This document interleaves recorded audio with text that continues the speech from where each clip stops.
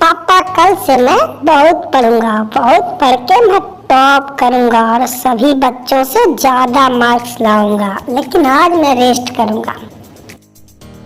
बीबू, ऐसा होता है कि कभी कभी हम केवल प्लान बनाते हैं, योजना बनाने से कुछ नहीं होता, केवल सपने देखने से वो प्लान पर हमें काम भी करना पड़ता है, तभी रिजल्ट मिलता है, नहीं तो हम फेल हो जाते हैं, सक्सेस नहीं मिलता है।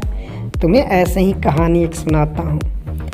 एक व्यापारी था, उसके दुकान में बहुत सारे चूहे थे। वो सारे चूहे उधम मचाते रहते थे। व्यापारी का बहुत सारा सामान वो लोग खा लेते थे और बर्बाद कर देते थे। तब व्यापारी ने परेशान होकर एक बिल्ली को लेकर आया। अब बिल्ली को जहाँ भी मौका मिलता कोई ना कोई चूहे को पकड़ लेती और खा जाती। अब सारे चूहे परेशान हो गए। बिल्ली कभी भी आ धमकती किसर से भी और कोई ना कोई चूहा पकड़ा जाता। सभी बिल्ली चूहों ने मीटिंग की, इस बिल्ली से हम कैसे छुटकारा पाएं। तो सारे चूहे अलग अलग प्लान बना रहे थे। फिर चूहों में से एक छोटे चूहे ने कहा कि हम लोग बच तो सकते हैं, लेकिन हमें पहले पता चल जाना चाहिए कि बिल्ली आ रही है। अगर पहले पता चलने का कोई प्रोग्राम हो जाए तो हम लोग सब छुप जाएंगे। बिल्ली तो हमें छुपने का मौका ही नहीं देती है। तभी एक बूढ़े चूहे ने कहा कि मेरे पास एक आइडिया है। अगर बिल्ली के गले में घंटी बंधी हो, बिल्ली जब आए घंटी बजेगी तो हम लोग खुद भाग जाएंगे और सारे लोग बच जाएंगे। ये सुनकर सारे चूहे खुश होकर उछलने लगे। जैसे लगा उन लोगों को कि अब हम लोग का काम हो गया। तभी एक और चूहे ने कहा, केवल उछलने से नहीं होगा, सबसे मेन तो ये है कि अब बिल्ली के गले में घंटी कौन बांधेगा। तब फिर सारे चूहे उदास हो गए और फिर जो योजना थी, इन लोग की प्लानिंग वहीं की वहीं रह गई। तब तक बिल्ली आ गई, ये फिर एक दो चूहे मारे गए, फिर सारे चूहे भाग गए। अब वो सपना ही रह गया कि बिल्ली के गले में घंटी कौन बांधेगा। इसी तरह तुम भी केवल प्लान बनाते रहो, पढ़ो मत, तो तुम टॉप कर जाओगे, है ना। नहीं पापा, बिना पढ़े तो टॉप नहीं करूंगा। सॉरी, अब मैं प्लान नहीं बनाऊंगा, ऐसे ही पढ़ना स्टार्ट करता हूँ। अब तुम्हें एक धोबी के गधे के बारे में बताता हूँ। एक धोबी के पास एक गधा था। वह धोबी उस गधे से सामान ढोता था। वह धोबी गधे का बहुत ध्यान रखता था और गधा भी धोबी का काम करता था। बड़े आराम से दोनों में चलती थी। धीरे धीरे कुछ साल के बाद वो धोबी का गधा बूढ़ा हो गया। अब वो सामान ढो नहीं पाता था, या ढोता भी था तो बहुत मुश्किल से थोड़ा थोड़ा सामान ढोता था। एक दिन धोबी उसे सामान उसके पीठ पर रख के ले जा रहा था कपड़े धोने के लिए। तब तक वो एक गड्ढे में गिर गया। गधा जब गड्ढे में गिर गया तब धोबी बहुत कोशिश किया उसको निकालने का, लेकिन वो गड्ढा बहुत गहरा था, इसीलिए गधा निकल ही नहीं पा रहा था। गधा भी बहुत कोशिश किया, लेकिन दोनों मिलके कुछ नहीं हो पा रहे थे। तब तक गांव के 2-3 लोग आ रहे थे। वो लोग देखे, बोले क्या हो रहा है। बोला ये मेरा गधा गिर गया, मुझे हेल्प करो। उन लोगों ने भी कोशिश की, लेकिन नहीं हो पा रहा था। तब उन लोगों ने, गांव वालों ने कहा कि देखो ये गधा तो तुम्हारा बूढ़ा हो गया, तुम्हारे किसी काम के नहीं है। अब एक उपाय है कि इसको यहीं मरने के लिए छोड़ दो, तुम दूसरे गधे ले आना। यह सुनकर गधा रोने लगा। उसे अब अच्छा नहीं लग रहा था। वह परेशान हो गया कि मैं तो मर जाऊंगा।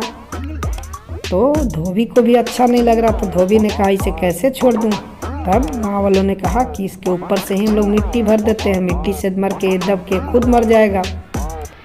इसके बाद गाँव वालों ने मिलकर उस गधे के ऊपर गड्ढे में मिट्टी डालना स्टार्ट किया। शुरू में तो गधा घबराया मिट्टी देखकर। मिट्टी जब उसके सर पे गिर रहा था वो समझ रहा था कि लोग मुझे जिंदा ही दफन कर देंगे। लेकिन थोड़ी देर के बाद उसकी अकल आ गई।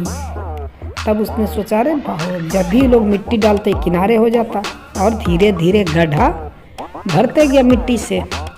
जब मिट्टी से गड्ढा भरते जा रहा था तब वो नज़दीक आ गया। तब वो उछल कर और गड्ढे से बाहर आ गया। अब धोबी बहुत खुश था और गधा भी बहुत खुश था। इस तरह गधे ने मुसीबत के समय रोया चिल्लाया नहीं, बल्कि उसने अपनी अक्ल लगाई। इसीलिए हमें भी अगर कोई समस्या आती है तो हमें रोना या चिंता करना नहीं चाहिए, बल्कि कैसे इस समस्या से अच्छी तरह निकले ये कोशिश करनी चाहिए, तभी हम सफल कहलाएंगे। क्या पापा मेरी अंगुली कट गई। मैं दीदी के ड्राइंग बॉक्स में एक पेंसिल फंसी थी, उसे निकाल रहा था, मेरी अंगुली में लगे, देखो खून आ गया। पहले भी तुम्हें कहा है बेवजह दूसरों के काम में छेड़छाड़ नहीं करनी चाहिए, नहीं तो तुम्हारा हाल भी उसी बंदर के जैसा होगा। दे बताता हूँ। एक जंगल में बहुत सारे बंदर रहते थे। उसी जंगल के पास लकड़ी काटने के लिए कुछ लोग आए। वे लोग वहाँ लकड़ी काटते थे।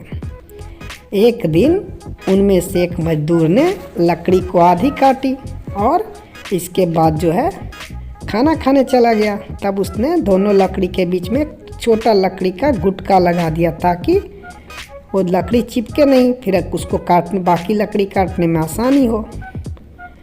तब बंदरों का झुंड घूमते घूमते उधर ही आ गया, क्योंकि बंदर के मुखिया ने कहा कि यहाँ हमारा कोई काम नहीं, चलो यहाँ से। लेकिन उनमें एक शैतान बंदर था और बेवजह काम में छेड़छाड़ दूसरों के करते रहता था, फालतू की काम।